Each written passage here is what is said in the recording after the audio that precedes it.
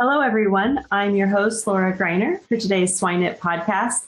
And with me today, I have Dr. Chris Parks, who is a nutritionist at 𝘭𝘰𝘶/Cargill, and Don Giesting from Micronutrition Innovative Lead. How are you today, Don and Chris? Doing well. Thank you. Doing great.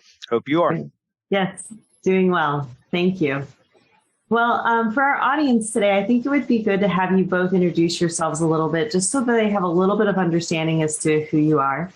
So, Chris, you're on my screen first, so I'll have you go ahead and do your introduction. You got it.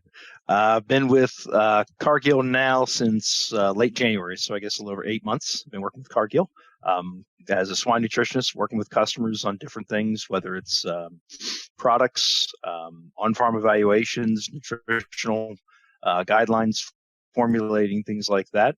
Also interacting with a lot with the R&D side with Cargill. And before that, most recently, I was with Smithfield for about 5 years as their director of nutrition. Perfect. And Don, how about you? So I'm a long-termer with Cargill, 31 years. Trained originally as a swine nutritionist out of the University of Illinois. Joined Cargill in capacity as doing swine research and product development. For about the last 20 years, I've had various roles around the use of additives, specialty ingredients in swine and other species. So my role today is working on innovation, development, and application of those specialty ingredients, kind of across species, but I have to say I'm always closest and most comfortable around the swine team. Mm-hmm. Awesome. Well, we look forward to hearing from both of you. I know you all have a wonderful amount of swine experience. One of the topics that has come up recently, obviously, as we're harvesting crop here in the United States is, of course, mycotoxins, right? That tends to be a fall conversation for us. And I think it's a really good one to start with today. It's where are we in terms of current levels in the U.S. for mycotoxins, primarily in corn, of course, because that's our main ingredient in the swine diets, but we can talk wheat as well for those out west. So could you maybe give us some information as to what we're seeing? Sure, I can start. So Cargill undertakes a pretty extensive corn survey about this time of year. We leverage Cargill buying areas beyond animal nutrition, as well as samples from our customers that we analyze. And so we end up with several thousand samples of corn through this corn survey before the thing's finished toward the end of the calendar year. The trends we're seeing right now through about 1,600 samples we've looked at, it's a little bit lower overall, I'd say, in terms of mycotoxin loads this year. But like every year in the United States, there are pockets that are evolving that we need to keep an eye on. As you probably recall, last year, we had a lot of DON 𝘵𝗵𝗇oxin out in the eastern corn belt, and it's still out there. It's not quite as high this year. We seem to see a little bit more DON occurring back into the center of the corn belt. In our survey last week, we noticed that Indiana, Illinois, Iowa, Wisconsin, and Michigan, our averages were all over a half a part per million, which is not terribly alarming in its own right. But if your average is half a part per million, you've got some samples that are significantly higher than that. So that's the general trend in the aflatoxin arena, vomitoxin arena. The aflatoxin a little bit lower this year in the Mid-South than in some other years. We've seen some interesting little spikes in like Colorado and Mississippi in our survey, up averaging a little over 10 parts per billion. And fumonisin levels, which often are pretty high in the Mid-South, seem to have moved just a little bit east this year. So we're seeing some of our highest levels in Tennessee and North Carolina. So that's a few of the trends we've been seeing in the survey up till now. That's very interesting. I know on my drive across Iowa and Illinois, we see some damaged corn, and certainly there's been some areas of drought in the Midwest. What impact does that have on those levels that you're reporting? Yeah, that's a good question. We we wondered the last couple years if we'd see a little bit more aflatoxin in the Western Corn Belt. Traditionally aflatoxin ties to more drought conditions. It hasn't seemed to be, too clear. We had a little bit higher in Nebraska than usual, and maybe that Colorado number I mentioned earlier is a little bit there, but we haven't seen a lot in Iowa, Illinois, Indiana area. And then some of these late storms, I think maybe that's why we're seeing a little bit of the dawn starting to go up is some of these pretty heavy rains we've been getting that are delaying harvest, at least in some of the eastern corn belts. So we might be seeing some late development of fusarial molds that are producing some dawn, and we'll have to keep an eye, see if some zearalenone starts popping up too. Yeah, I think that's a great point, because that's something we've been very fortunate for the Midwest, is that we've had a relatively dry harvest season, which usually means mycotoxin levels are relatively low. But yes, we did have a week where it was cold and wet. And so farmers that are maybe taking corn out now might be seeing something a little different than farmers that took corn out a month ago. Would that be a fair statement? Absolutely. Yep. Perfect. Yep. So we just talked about mycotoxins, but maybe we should take a step back for some of our individuals and really talk about why it's so important to talk about it in swine. So what is the concern with mycotoxins in swine? Yeah, I'll jump on this one. We're used to talking about the classic symptoms with many of these mycotoxins. For example, for vomitoxin, are we seeing high enough levels to have vomiting or feed refusal? Zearalenone, the same type of thing with reproductive issues. Those are usually the trigger signs. We say, okay, we've got problems.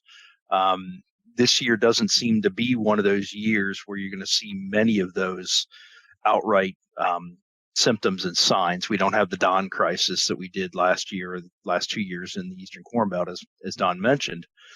So you're kind of shifting away from obvious signs in the field to really kind of subclinical type situations with these mycotoxins. And that's probably more of the focus now moving forward. Being on the production side, I was always focused on, for aflatoxin, for example, the regulatory level is 20 parts per billion nursery pigs. So your mindset is, well, if it's below 20, we're okay. Life is good. When in reality, a lot of the data out there, especially when it comes to immune suppression, things like that, you don't have to have 20 ppb to get to those issues. And so that's really becoming more of the focus in this year's crop, is not necessarily identifying a major issue, although there's, again, we talked about earlier, there's going to be hotspots. We know that there's going to be, Don mentioned 𝗵𝗺 in the eastern North Carolina and in the northeast part of the state. So always seems to have 𝗵𝗺 there. Southeastern part of the country, aflatoxin.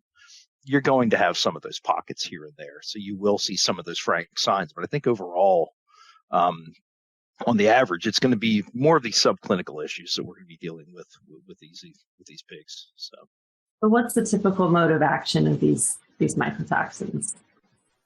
Each of the toxins has sort of their own way of wreaking havoc, so to speak. So they're a pretty diverse assortment of molecules, and they have a lot of different effects. So, for example, Don is probably the one that costs us the most in the United States. Its impact is largely, it's first felt on feed intake, but then, as Chris alluded to, it has effects on suppressing the immune system, reducing antioxidant status, and those just tend to pull down the animal, along with some frank effects on the mucosa of the animal, which can lead to some digestive inefficiencies and even damage along the GI tract.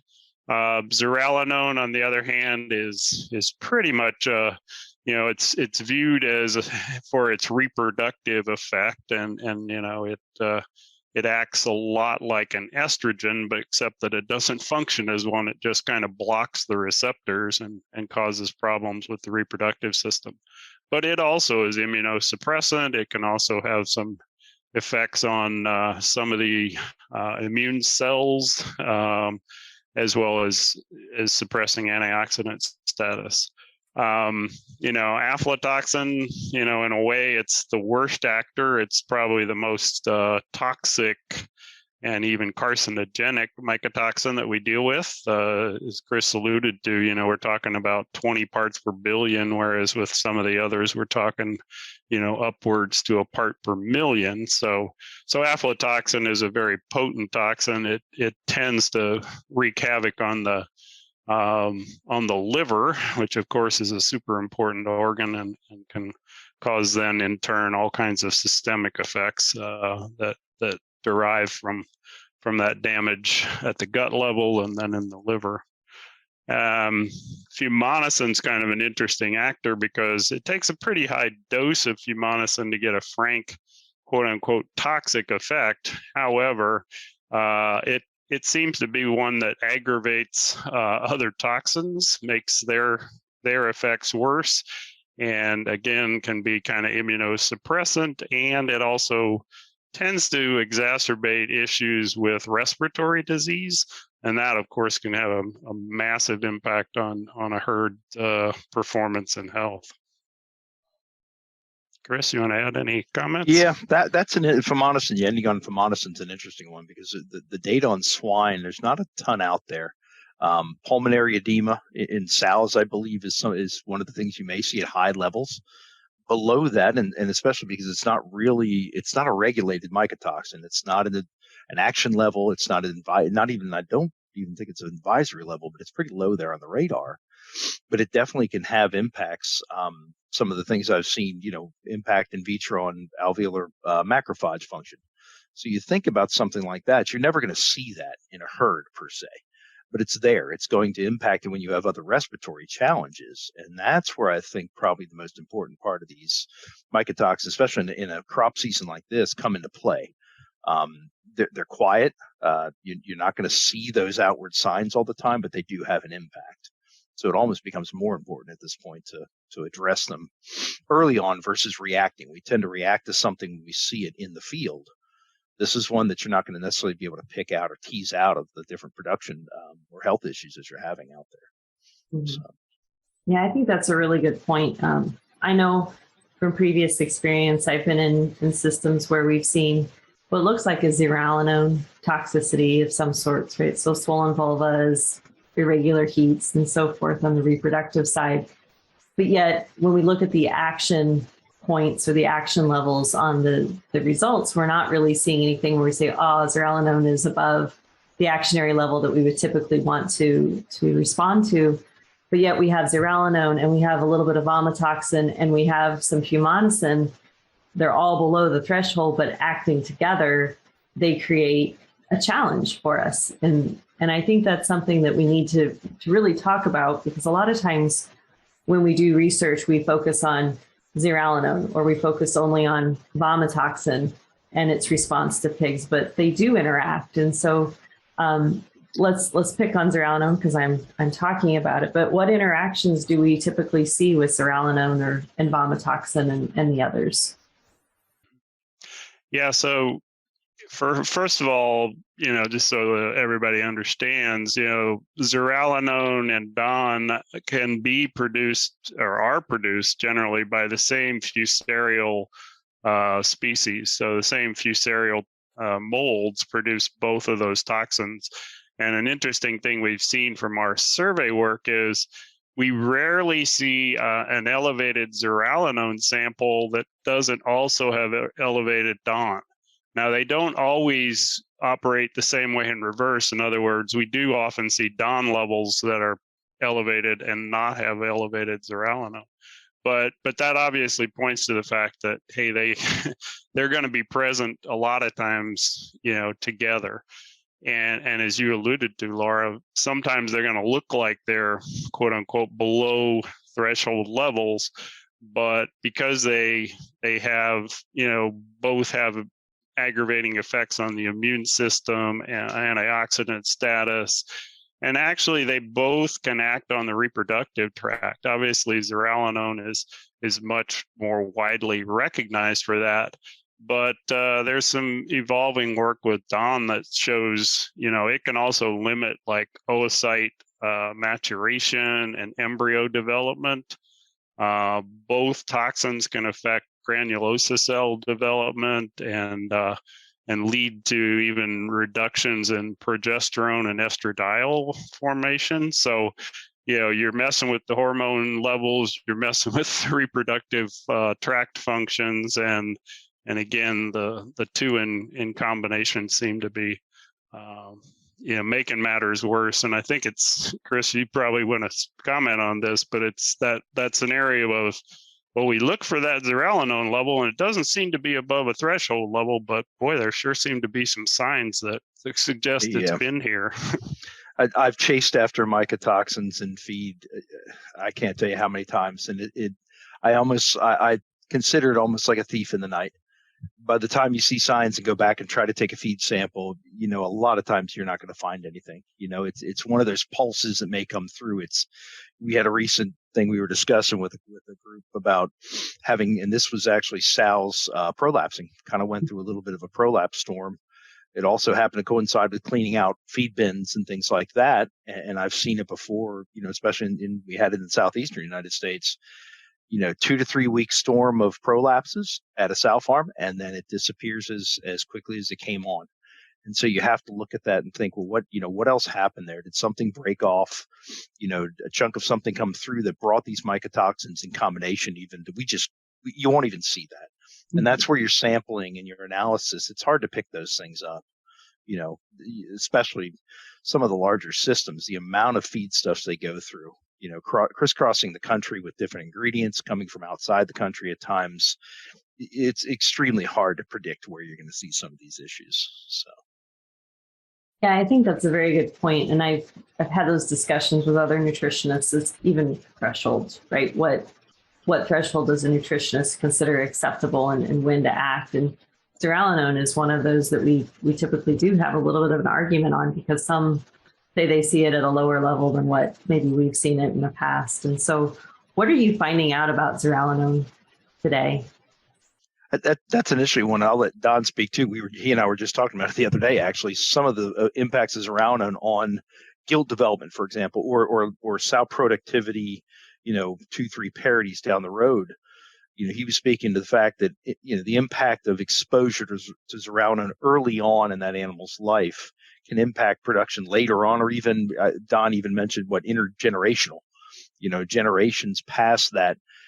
The last thing I'll say about that is we probably need to think further back into our gilt development programs. Typically, we may start to address gilt development when it's just about to become a sow, really. Do we need to go all the way back to the nursery, really, and start treating that pig, differently in that sense? But that was something Don and I literally were just talking about with zearalenone there. Mm-hmm. Yeah, it's interesting. I think we're seeing more reports out in the literature about chronic effects of lower levels on gilts. One of the things that folks should be aware of is, there is no livestock species that's nearly as sensitive to zearalenone as swine, right? 80 to 85% of consumed zearalenone is absorbed, and a lot of that is converted to alpha-zeranol, which is even a more potent toxin than the zearalenone itself. Whereas in other species, zearalenone is converted, a lot of it, to beta-zeranol, which is actually less toxic. And again, zearalenone affects pigs by affecting follicular development, oocyte numbers. As Chris alluded to, there's at least one study that suggests that feeding in late gestation and lactation to a sow, the next generation of pigs may produce fewer functional oocysts, during their life cycle. So that's kind of a scary thing. If you start thinking, well, not only do we have to be watching it this week, we got to be thinking, a generation down the road. So I think there's a lot we're still learning about that, but I think that we're kind of programmed, as Chris said, to look at kind of that acute effect, but the chronic effect may be where we're really, these toxins may be kind of eating our lunch. That's a really interesting point. You're right. It's very scary to think about having to think generations back as to what we might have been feeding or what feed looked like even a year ago, and that's impact on its performance. But that's a really interesting conversation around reproduction. Beyond reproduction, you've thrown out a little bit there on immune function and some other things. So can we go back to that and just talk a little bit more about what we might see if we're not maybe on a sow farm, but thinking about a finishing or a nursery pig, what other types of impacts our mycotoxins can have on our pigs? Sure, absolutely. I think the other place besides the sow herd where we see, some frank problems are generally with young animals. I mean, the young animal is developing its immune capabilities anyway, and that immune suppression, just creates a problem. It's going to lead to potential organ damage, depending on the toxin, of course. Chris, you may want to also comment on vaccine efficacy. I know you mentioned that. Yeah. That's another one we've been looking into is the impact of these different mycotoxins on immune function, but the ability for the immune system to respond to a vaccine, to create the necessary titers to that specific organism or virus, whatever it may be. I think that's part of it too. But again, it goes back to some of these things. You're never going to see that. You're never going to associate that with a mycotoxin in the field. It's going to be, well, we had this challenge out there. They're sick. They're this or that. It never seems to go back to that, but it's there. And I think that's the important thing. I mean, we know PRRS vaccination, the impact of DON on PRRS vaccination. It decreases efficacy of that vaccine. Mycoplasma vaccination is decreased by some of the others. You have these impacts that, again, it's like a ghost. You never see these things really play out, but it's there. I think about, in terms of production, early nursery, a lot of our consideration there is around looseness and scours, things like that. If you look into vomitoxin, specifically vomitoxin and some of the others, gut permeability issues, vomitoxin downregulates some of these proteins, the tight junction proteins. So you're inducing, even at low levels, and that's the thing to think about. Some of these studies were run, at half a ppm of DON. I mean, that to me would have been well below the radar. Right. 2 to 3 ppm at times, to me, I hate to say it, was normal. So that would not even have been on the radar. That'd have been clean in my thinking. And so you could literally be causing issues in the nursery or even the finisher with looseness, with gut permeability because of some of these mycotoxins. They also, some of them, can impact translocation of bacteria, salmonella.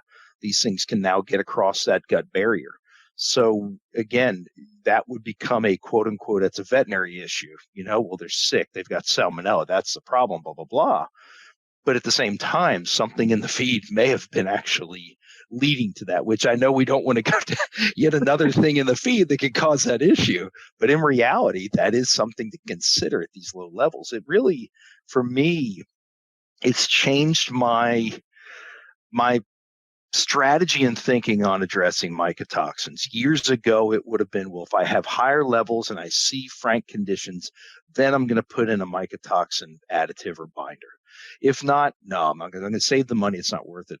I've moved more to a preventative standpoint that these things are out there.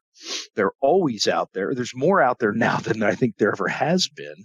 and the combinations. And if you want to try and guess where these things are going to impact you, you're going to be up all night. I mean, you're never going to rest from that one. So to me, it's really gone to a strategy basically in all feeds of addressing these things at this point versus we'll just spot treat here and there, and these are some of the reasons when you look at some of these impacts, of the mycotoxins. So. Mm-hmm. Yeah, that's actually very unnerving. A half of ppm of DON and you can get that impact. And certainly, we think about duration of vaccine immunity and when we get late breaks and finishers with health concerns, and people always go back to the vaccine. So you're right. Yeah, we don't want another reason to look at feed, but that is actually very, very interesting. So now I'm kind of sitting here going, oh my gosh, now what do I do? So it impacts the immune system. Obviously, there are things that we can do with the immune system function. Certainly, we can chase some things around antioxidants. What's your typical approach about trying to mitigate some of those negative consequences? Well, I think we we tend to ascribe to the 3 M's, right? Monitor, mitigate, and manage. So we do start with, as we started this conversation, we do monitor because I think that's a critical part. And so, have an idea of what we're dealing with. Making sure that our vitamin nutrition, the use of some additives that help support the immune function, make sure the antioxidant system is quite a complex system in the animal, right? So we tend to think about selenium and vitamin E and think we're done. The reality is that, especially when your immune system gets activated, right, and you've got inflammation, you basically rely on your antioxidant system to kind of clean up the mess, if you will, after that. And it's a little bit like a bank account. When you utilize more antioxidants to clean up after inflammation or frank disease, you've got to replenish those antioxidants. And so we like to look at a combination of actually plant-based antioxidants as well as vitamin E and organic selenium sources, so that we have kind of a three-prong attack to provide antioxidant support, and keep that animal ready to cope with the stress and build itself back up and not kind of get down to the point where, hey, it's too far gone and you basically have a pig who's not going to grow from there forward. Sure. Don had a great point on the antioxidants. You think about some of the impact of these mycotoxins is general inflammation, if you will. You spoke to the fact that it's going to use up more of those antioxidants in the system. So you have that side of things that you need to replenish. There's some work with vomitoxin with Don that actually shows that not only does it create the inflammation that uses them up, it can actually downregulate some of the enzymatic antioxidants themselves, superoxide dismutase. So it's, and others. So it's not only it's multi-pronged at that point. It's not just using them up. It's actually stopping the body or the animal from creating more to help it in that sense. And that's kind of where some of the work I know Don's done in the past has evolved from, not only just, getting rid of the DON itself, but also bringing in some of these plant-based antioxidants to address some of these downstream issues. So again, these strategies, they evolve over time. We've learned a lot in the past 10 to 15 years. So that's very intriguing. We have also, and we've been focusing a lot on zearalenone and aflatoxin and vomitoxin. But lately in some of the conversations I've had, I've heard people bring up T2 again. And, honestly, I always saw T2 on our papers and I knew it was a concern, but I really kind of brushed it off because it was never really at a threshold. But I'm starting to hear more chatter about T2. And I know you mentioned, Chris, that we are seeing more and more mycotoxins over the last 10 to 15 years, whether it's through us being able to pick them up over assays or they are really at a higher level out in the field. But T2 seems like one that's kind of stuck on my radar now. So can you tell me a little bit more about T2?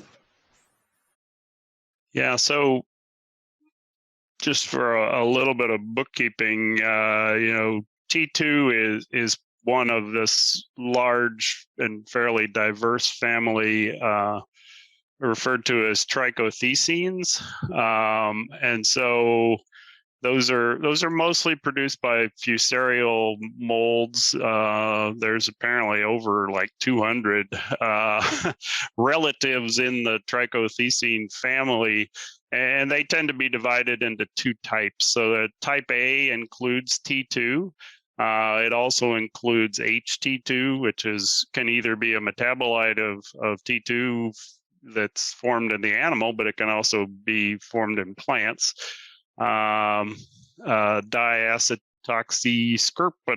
that's a mouthful. DAS is how it's commonly abbreviated, and a number of other related compounds. So I think, to your point, Laura, I think, tracking T2, we don't see it at what we think is a toxic level that often, but I think it may sometimes be a flag.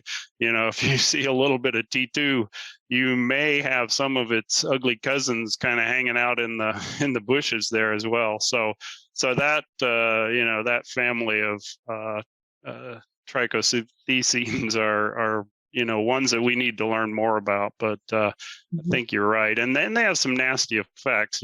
T2 is notable for not only causing immune suppression and release of pro-inflammatory cytokines, but having a frank effect of damaging the mucosal tissue all the way from the mouth to the anus, frankly. And obviously, once you do damage the mucosa, you're opening up for all kinds of challenges and further complications, including hemorrhagic bowel syndromes and other related problems like that.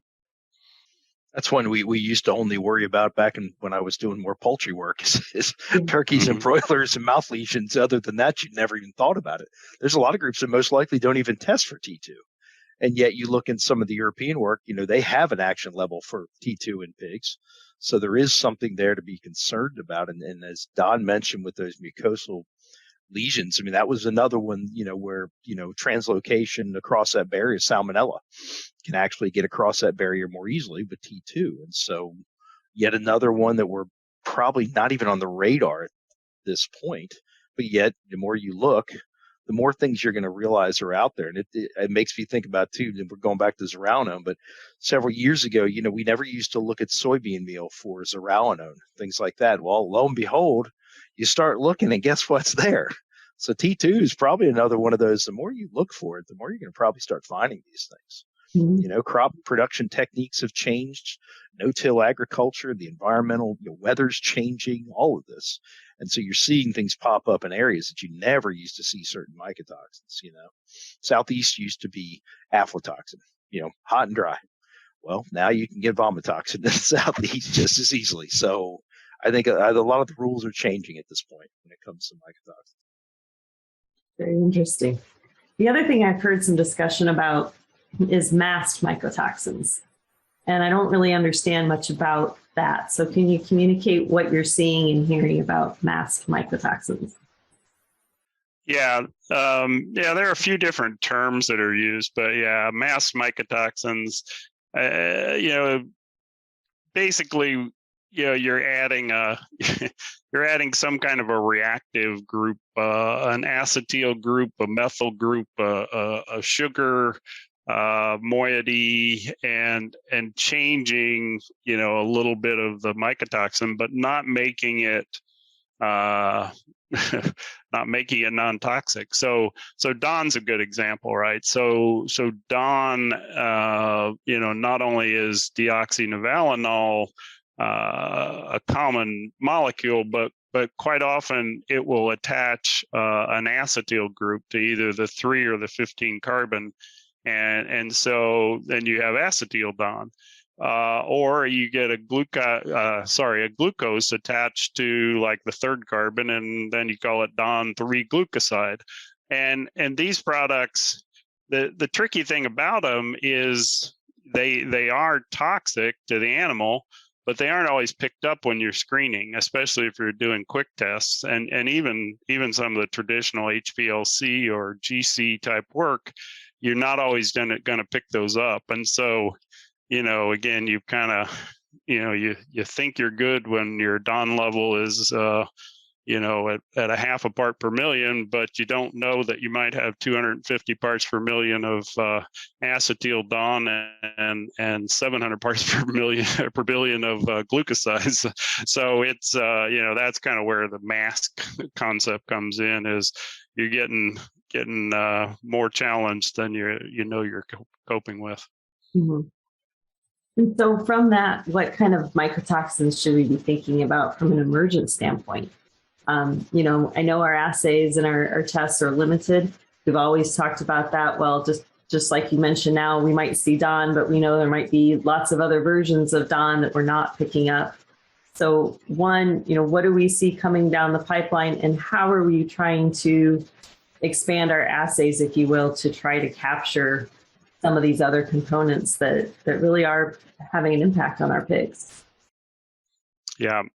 I think this is going to be an area we spend a lot of time and effort on the next few years.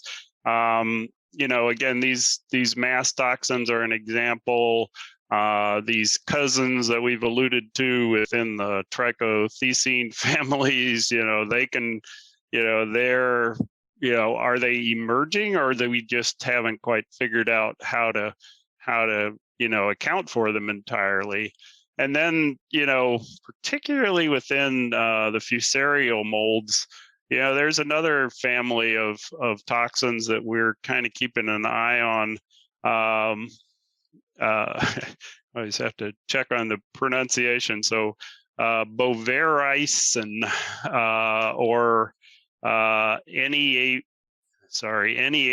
So these are both peptide type toxins, and honestly, we're not entirely sure how much of an impact they have, because we haven't got a lot of pig work or even lab animal work done yet. But there's been some surveys, like even in the human side, where these peptide toxins can occur pretty routinely at part per billion levels, but we aren't sure, how much is the impact level. So I think that's where we're going to have to continue to do a lot more work to understand, where are these relatives impacting in combination with the known toxins? Where are these emerging toxins going to fall out? Are they going to be, upper part per billion levels or part per million levels before we have a problem? So there's lots more to learn, and as Chris said, the landscape keeps changing in terms of conditions that unfortunately make it a little bit easier for the molds to grow. Yes, and you're giving me more pronunciations I have to learn. So that's the vocabulary test for sure.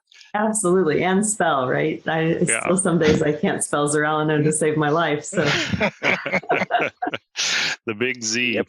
Yes, ZON. That's all I ever write it. Well, so I think this has been actually a very interesting conversation, and certainly one that's opened my eyes up to, again, thinking about levels of mycotoxins that are particularly below what we would have traditionally defined as a actionary threshold, that can have impacts beyond just the typical tail necrosis, swollen vulvas, that we're seeing something that's even intergenerational now as potential, and certainly we have to keep an eye on upcoming mycotoxins. So I think we've given our audience a lot of things to think about, probably made a few people a little bit nervous, to be honest. So as we wrap up our time together, could you give our group just a few key points to think about, and maybe give them a suggestion for action going forward? Yeah, I mean, I'll start first just on the preventative side, and then I mentioned this earlier, kind of shifting your mindset to think long-term, broad preventative versus reacting what you're seeing in front of you. And there's a lot of these things that you're not going to see. You think about the sampling we do, you may sample, one sample from one truck a day when you're getting, 100 trucks of different ingredients. And it's not just, and you got to think beyond grain. We always think about grain, but there's grain products and plant products, in bakery meal and all these other ingredients that we use. So you can't just focus solely on one thing. You've got to look not just ingredients, but look at your finished feed levels and see what's actually being fed to the animal. So I'd say, you got to keep your vigilance up. You got to keep your surveillance strong and be able to manage what you see.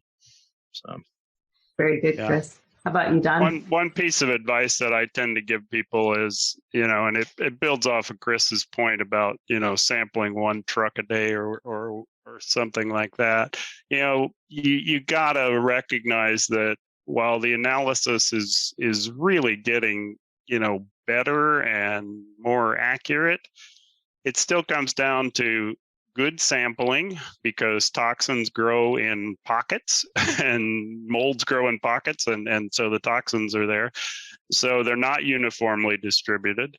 And so you really, you have to be vigilant. And then also you need to remember mycotoxin management is a year-round thing. So yes, we hit it super hard this time of year to get a good read, but hey, those molds, when the conditions are right, even in storage, they'll continue producing, and sometimes the toxin levels can go up, especially in the time of year when the weather gets warmer and the moisture condenses on the north side of the storage container while the sun's shining on the south side, and the mold can grow and toxins can form. So to Chris's point, stay vigilant, test a lot, but do a good job of sampling so that what you're testing is meaningful to your operation.